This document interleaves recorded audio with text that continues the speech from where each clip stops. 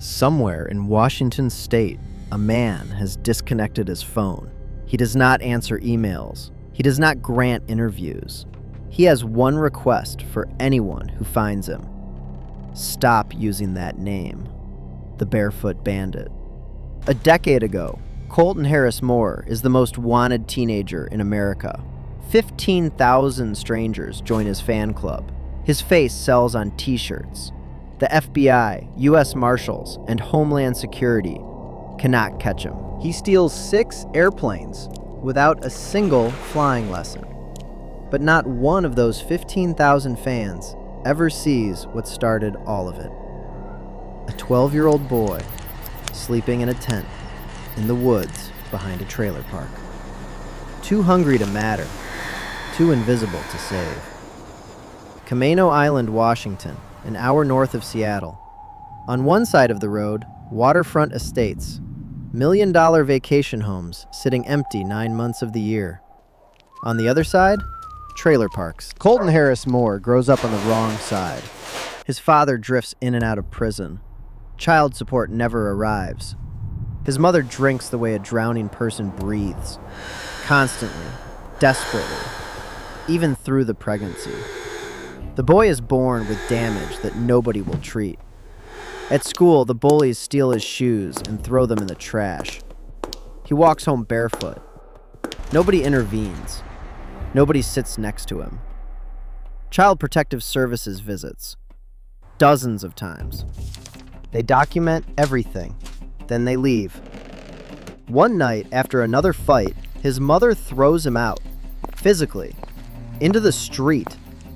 He walks into the woods behind the trailer park, unzips a small tent, and crawls inside. This is not a camping trip. This is where Colton Harris-Moore lives. He is 12 years old, and he is completely invisible. Then one morning at school, a new kid stands up to the bullies. Harley Iron Wing Davidson. Father gone. Mother addicted. 2 years in juvenile hall for burglary. 16 years old with the eyes of someone much older. But Harley has new shoes, a laptop, an iPod, everything a kid in the early 2000s could want. All of it stolen. Midnight, a cul-de-sac on the edge of the island. Harley shows Colton how to pick a lock, how to find the hidden spare key, how to move through a dark house without making a sound. And the rules. Don't rob somebody you know. Don't turn on the lights. If you get spotted, run and never feel guilty. This ain't hurt nobody. Everything I've stolen is insured. They'll just reimburse it and get something even better. Over the next few weeks, they hit dozens of homes. For Colton, the thrill is not adrenaline. It is eating a warm meal, playing video games on someone else's couch, pocketing spare change for lunch. He knows it is wrong. But for the first time in his life, he is not hungry. And something else happens. People notice. Not him, but the absence of things. A frozen pizza gone. Chicken tenders missing. Across the island, murmurs spread about a mysterious kid breaking into homes just to eat. It is the first time anyone has ever talked about Colton Harris-Moore. But the neighbors didn't just notice missing food. The FBI noticed something far worse. Before we get into how a starving kid in a tent became the most wanted teenager in America, if this story is already hitting different, hit subscribe. Because what happens next is where everything changes. Crack of dawn, Camano Island. Federal agents kick open the trailer door. They have a warrant, not for stolen food, for identity theft. His mother is stunned. Not her sweet little Colt. He doesn't even live here anymore. The agents don't believe her. They search the trailer. She is telling the truth. Colton is not there, but the bloodhounds are. The scent trail leads into the forest, to a tent stuffed with stolen property. Laptops, jewelry, credit cards, driver's licenses, checkbooks, all traced to one person. But that person is gone. Colton is watching the entire raid from the trees. The next morning, a handwritten note appears on his mother's doorstep. Cops were here. Everything's on lockdown. I'm leaving. Cops want to play, huh? Well, it's no little game. It is war. He is 15 years old. Now the running truly begins. He upgrades. Stolen credit cards buy lockpicks and night vision goggles. He steals cars, boats. He hides inside empty vacation homes while FBI helicopters circle overhead. Police arrive at houses mid-burglary. He vanishes through a back window every single time. The local newspaper lists new burglaries daily. For months, the FBI brings in professional manhunters. Wanted posters go up across the island. And for the first time, people are actively looking for Colton Harris-Moore. Being hunted is not the same as being loved, but it is the opposite of being invisible. He has one bad habit, though. He leaves the lights on. When neighbors see lights glowing inside a vacation home whose owners are in Florida, they call the police. This time he doesn't escape. He is 16, 3 counts of residential burglary, 3 years in a maximum security juvenile facility. Inside, he isolates himself and fills his empty hours reading about airplanes. He logs hundreds of hours on Microsoft Flight Simulator, steals credit cards to order pilot manuals, subscribes to flight training magazines. He is teaching himself to fly from inside a prison cell. 10 months of good behavior. The facility transfers him to a fenceless group home. A fenceless group home for the kid who has outrun the FBI. Midnight body count. 1 window unlocked. 1 bed empty. Colton Harris-Moore is gone. An hour's head start. His mother begs him through the press to turn himself in.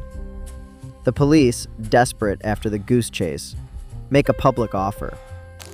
Only 28 additional days if he turns himself in. 28 days. That's it. Versus 4 more years if they catch him. He does not turn himself in. He goes looking for Harley, his teacher, his only friend. Harley is in prison, tried to steal a 1,000-pound safe from his own mother's church. The teacher is gone. The student is truly alone. He'd been offered 28 days. He chose 2 more years. And this time, he wasn't going to stay on the ground. For days, Colton hides in the forest near the airport on Orcas Island, watching takeoffs, landings, memorizing staff schedules. Then, before sunrise, he walks up to a brand new Cessna 182 Skylane. He has flown this exact model hundreds of times in a video game. The keys are sitting on the seat.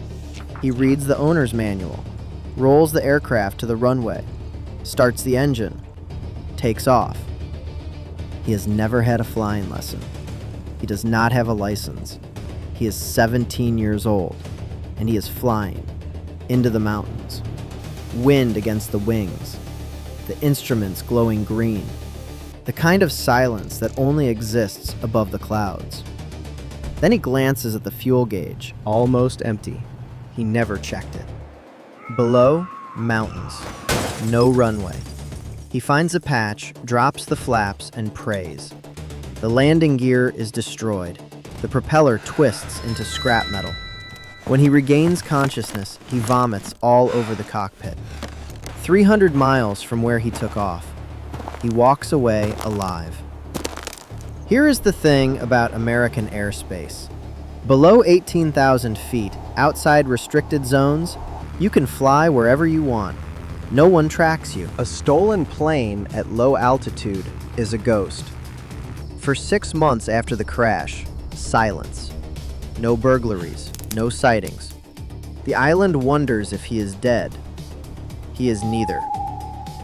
He walks up to a parked police cruiser, takes the officer's cell phone, laptop, breathalyzer, and an MP-15 assault rifle with a full box of rounds. For the first time, the barefoot bandit is armed. Over the next year, the pattern repeats and escalates. Idaho, crash. Washington. Crash. A Cirrus SR-22 landed on Orcas Island, followed by a grocery store robbery where he draws chalk outlines of bare feet on the floor, his signature. Then the scale explodes. A $250,000 boat, a $1 million airplane, an Escalade driven across a continent, a twin-engine boat gunned across the Canadian border, 5 planes, 3 boats, 2 countries, and then, for the first time, he lands one safely, in the middle of the mountains, like he's been doing this his whole life. The media finds his photo, and the name. The burglar known as the Barefoot Bandit has returned, only to disappear into the woods without a trace. 15,000 people join his Facebook fan page. T-shirts appear with his face. It is 2010. The recession is grinding. Banks bailed out. Corporations handed billions. The common man screwed. And here is this kid, stealing from the wealthy, outsmarting the government, living on his own terms. His mother calls the press. "I'm proud of my son. I was going to send him to flight school, but I guess I don't need to now." The gun shop sells out of ammunition. Security cameras sprout on every porch. Armed bounty hunters stalk the forest. One morning, a letter arrives at an animal hospital in Oregon. "Drove by, had some extra cash. Please use this money for the care of the animals. Colton Harris-Moore, also known as the Barefoot Bandit." But here is what nobody sees. The chalk feet are not carelessness. The photo is not a mistake. The donations, the tags, the fan page, none of it is accidental. It is branding. Colton is not just committing crimes. He is constructing an identity. Because crime is the only thing that has ever made anyone look at him. An anonymous donor offers $50,000 and a free attorney. All he has to do is turn himself in. Within 5 days pass, not a word. 15,000 people knew his name. Not one of them knew the boy behind it. And in 4 days, that boy would find out what happens when the running finally stops. Yankton, South Dakota, midnight. Colton has been road tripping for a week, swapping stolen cars when they run out of gas. He finds a house with no cars in the driveway. If nobody is home by midnight, they're probably on vacation. He lets himself in, puts his clothes in the washer, heats up frozen chicken tenders, goes upstairs, finds a hair trimmer, gives himself a haircut, fills the tub, slides into the hot water. For a few minutes, he is not a fugitive. He is just a kid in a house that feels like what a home is supposed to feel like. At 3 a.m, the Clark family pulls into the driveway. Back from vacation. Kids half asleep. Something is wrong. The television is on. Jell-O containers stacked on the counter. Frozen tenders in the oven. The father, 340 pounds, walks down the hallway. The bathroom door is cracked open. Steam drifts through. He reaches for the handle. It slams shut. He muscles it open. A naked figure covered in lotion sprints past him toward the basement. The father chases, screaming. From the darkness of the basement, a red laser dot appears on his chest. Colton lets it be known. He is armed. The father locks the basement door, grabs his family, crashes through the garage, drives to the neighbor's house, calls 911. SWAT arrives. Canines. An hour of searching. Nobody is inside. Colton has smashed the washer open to grab his wet clothes, squeezed through a basement window, broken into the neighbor's house, stolen their car keys, and vanished. Homeland Security holds emergency meetings with every private plane owner in the region. Lock your hangars. Secure your aircraft. Do not leave the keys in the cockpit. Monroe County Airport, Indiana, the 4th of July, sunrise.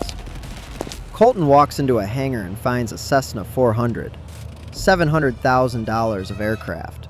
The keys? on the seat.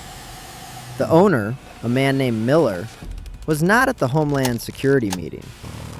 Colton fills the tank, runs through the checklist, takes off south. Happy 4th of July! A full tank can reach Cuba. No extradition. A new language. A fresh start. But the wind doesn't cooperate. Over the Atlantic, fuel drops faster than expected. Cuba disappears. Islands appear below. The Bahamas. He finds a gap between sand and palm trees. Lines up. Drops the flaps. The wheels hit wet sand and sink. The aircraft lurches forward. The emergency locator transmitter fires automatically, a GPS signal screaming to the Coast Guard. He climbs out and disappears into the jungle. The 5th airplane. For a week, Colton blends in with tourists. 4th of July weekend. He breaks into cars, squats in vacation homes. The military locks down every airport. Wanted posters replace drink specials. Then one evening, he walks into a bar on the harbor. Did you hear about the plane I crashed? A local looks up. Who are you? Colton Harris. Too many cops back home. Where are your cops? We don't really have that many. Well, call them. I'm bored. I want to get chased. The local laughs.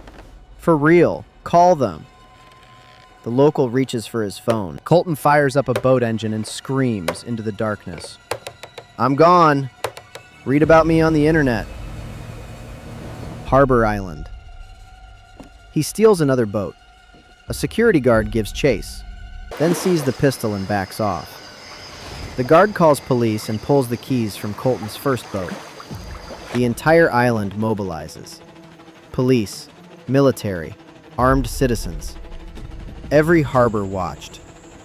3:30 a.m. One officer steps away to use the bathroom. 2 feet hit the dock. An engine roars. A boat tears into open water. He has been hiding in the bushes, watching, waiting. Police boats with mounted machine guns give chase, but Colton's boat is faster, full tank. He pushes the throttle wide open and watches the lights shrink behind him. For a moment, he is free. Then the hull shudders, the engine screams. Dead stop. A sandbar. He had been looking backward, at the lights, at the chase. He missed the GPS warning. The engines dig into wet sand. The boat is not moving, and for the first time in 2 years, 3 countries, 67 felonies, and 6 stolen airplanes. Colton Harris-Moore cannot run. Police boats close in. Searchlights sweep the water. In the silence between the engines and the waves, a 19-year-old boy holds a stolen pistol to his own head. 4 minutes pass. He fires 1 shot toward the officers. Guns the engine one last time. The sand holds. Police open fire. 20 rounds tear through the hull. Smoke drifts across the water. 2 hands rise above the gunwale. Handcuffs click shut. The running is over. 2 years, 3 countries, 67 felonies, 6 airplanes. All of it has come down to a sandbar, a dead engine, and a boy who does not know who he is if he is not running. The Bahamian police parade Colton through the streets. 5 burglaries, 3 boat thefts, loaded firearm, firing at officers. The charge they file? Failure to present a passport. The fine? $300. The U.S. Embassy pays it. He is shipped home. American prosecutors tally 67 felonies across 3 countries. $1.4 million in damage. The math says, lock him up forever. His attorney is John Henry Brown, the man who once defended Ted Bundy. His specialty is not arguing what, it is arguing why. And for the first time, a courtroom hears about the tent. The mother who drank through the pregnancy. fetal alcohol syndrome, the dozens of CPS visits that produced nothing but paperwork, the ADHD that nobody treated, the refrigerator that was always empty. Colton tells the judge he wants to go to college. He wants to change. The judge looks at the boy in front of him. I think this case is a tragedy, but also a triumph of human spirit. I sympathize with the defendant for his terrible upbringing. It was a tragedy he had to steal food to endure an alcoholic and abusive mother. But nevertheless, the sentence is 6 years. I wish him well. 7 years state, 6.5 federal, served concurrently. To pay restitution, the rights to his life story are sold for $1 million. And the court adds a condition that will follow him forever. Colton Harris-Moore can never profit from his own story. No books, no merchandise, nothing. Crime does not pay. September 28th, 2016. Colton walks out of prison. 25 years old. He moves into a halfway house near Seattle and finds quiet work in commercial real estate. Then he disappears. Not through basement windows and forest trails. This time he simply stops, changes his phone number, stops answering emails, declines every interview. One request has surfaced. Just one. Stop calling him the Barefoot Bandit. There is a symmetry here that is almost too clean. At 12, Colton Harris-Moore lives in a tent in the woods, and nobody knows where he is. At 34, he lives somewhere in Washington state, and nobody knows where he is. The first time, because nobody cared enough to look. This time, because he chose it. 15,000 fans saw the legend. The FBI tracked the criminal. The media covered the spectacle. Not one of them ever saw the boy. The hungry kid in the tent, who figured out something at 12 that the rest of the world would take 20 years to understand. That being seen and being known are not the same thing. Somewhere in Washington state, a man lives off the grid. No phone, no fan page, no barefoot prints. He has been invisible before. The first time, it nearly killed him. This time, it might be the only thing that saves him.